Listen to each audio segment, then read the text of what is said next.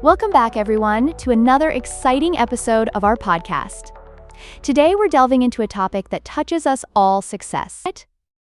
You know, success can be such an elusive concept, can't it? Yeah. It's like success means different things to different people, right? I mean, it's not one size fits all. Exactly. Some folks link success to wealth or social status. Think of those towering mansions and sleek sports cars. Isn't it funny? Like you scroll through social media, and those influencers are out there flaunting their glamorous lives. I often wonder, wow, is that really what success looks like? Great point. But is that really the true meaning of success? I mean, there's gotta be more to it, right? I like to think that success is actually about becoming a better version of yourself, like building a life you can truly be proud of, you know? That's an insightful perspective. If someone wants to chase after success, where on earth do they even start? I'd say a clear goal is the first step. Like, how can you hit a target if you can't even see it, right? Absolutely. So why is having a clear goal so crucial? Without direction, it's like you're driving in circles. You might go fast, but you're not making any real progress. Spot on. So what kind of goals should people be setting? Well, it varies. I mean, one person might want to improve their English skills, someone else might start a business, or even focus on losing weight, right? So you're saying that goals don't need to be monumental, like conquering Everest, huh? Not at all. Small, specific goals can be way more effective than grand ambitions, really. Can you walk me through a practical example of that? Sure. Instead of just saying, I want success, say, I want to improve my English speaking skills in 6 months. Ah, that's much clearer. I see how that can lead to actionable steps. But you know, it's interesting. Many people give up pretty quickly on their plans. Why do you think that is? Often it's because they try to overhaul everything at once. Like, you go to a buffet and try to eat everything? Laughs. Wow, that's such a relatable analogy. What does that overhaul actually look like? They might want to wake up early, work out, read a ton, study a new language, and launch a business all at once. Yikes! Yikes! That seems wildly overwhelming. So what's the solution? How do we keep ourselves from feeling that? Start small. Like, really small. But how small are we talking here?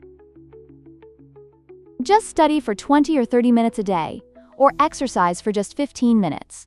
What do you think? Some folks might think that's, like minimal effort? Doesn't that seem ineffective? It may seem small, but consistency is key. Can you expand on that? Well, a single study session won't make you fluent. However, consistent, small actions can lead to huge progress over time. So you're saying repetition of small tasks can yield big results? Exactly. Laughs. I mean, it's like watering a plant. Little by little, it grows. This brings us to that all-important topic, discipline. Yes. Discipline outweighs motivation any day, wouldn't you say? Absolutely. But why is that? Motivation can fluctuate. Discipline is what keeps you going, even on those tough days. You know how sometimes you might just, feel extra lazy for a week? Oh, totally. So if I want to learn English, I shouldn't only study when I'm feeling inspired, right? Right. It's all about making it part of your daily routine.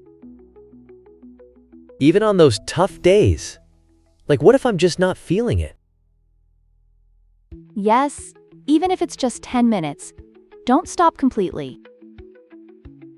That's such a valuable insight. So the goal is consistent progress, instead of perfection. Exactly. Let's talk about a big barrier to success fear. Yup, especially that pesky fear of failure. Many people worry about judgment or what others think, don't they? Exactly. The thought often looping through their minds is, what if I fail? So what's the difference between those who succeed and those who don't?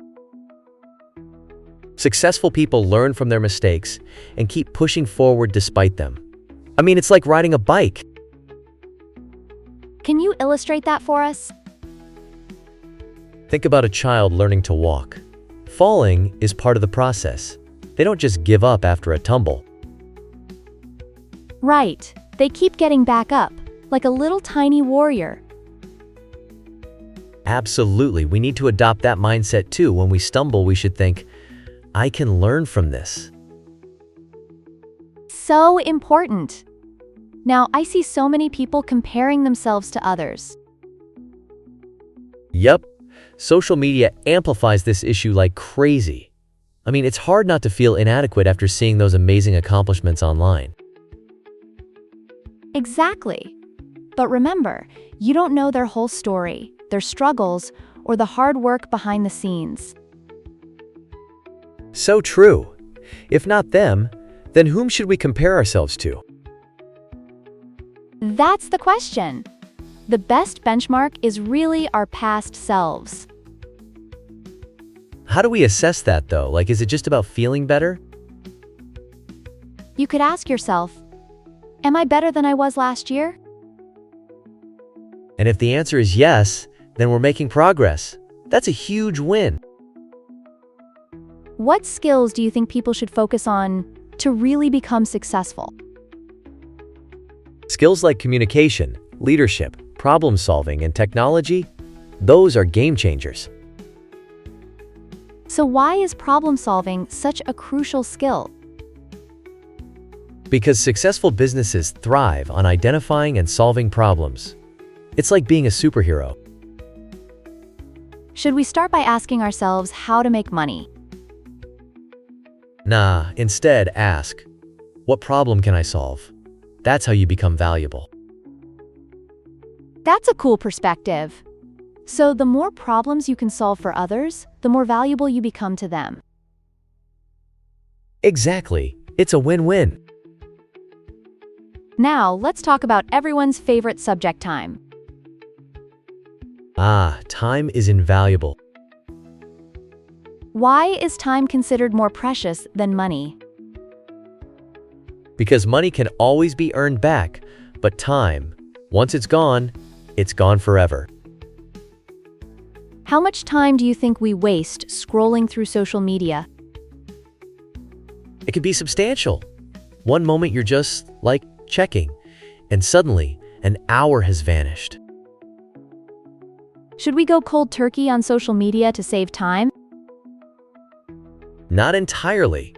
Balance is key, right? So what's the real issue here? Losing control over how we spend our time? It's like navigating a maze without a map. We should really focus on using our time wisely. Spot on. Prioritize learning and personal growth, alongside relaxation. Another critical aspect is confidence. Right. And many people completely misunderstand where it truly comes from. So where does confidence actually come from? It comes from taking action, not just from positive thinking. Like, action speaks louder than words, right? Oh, interesting. So it's more about doing than dreaming big? Can you clarify that?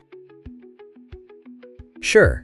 If you commit to studying for 30 minutes and follow through, you build trust in yourself. Like, building blocks for your self-esteem. And that confidence just grows over time, right? Yes, precisely. Don't wait around for confidence. Take decisive action first. What about our social circles? How do they play into this? They significantly impact our success, really. It's like being in a garden. You grow better with the right conditions. How so? If we hang around motivated individuals, we could be inspired by their energy. Like, their ambition can uplift you. Wow, that really means we need to be intentional about our environments, huh? Yes, and reflect on what kind of content we consume as well.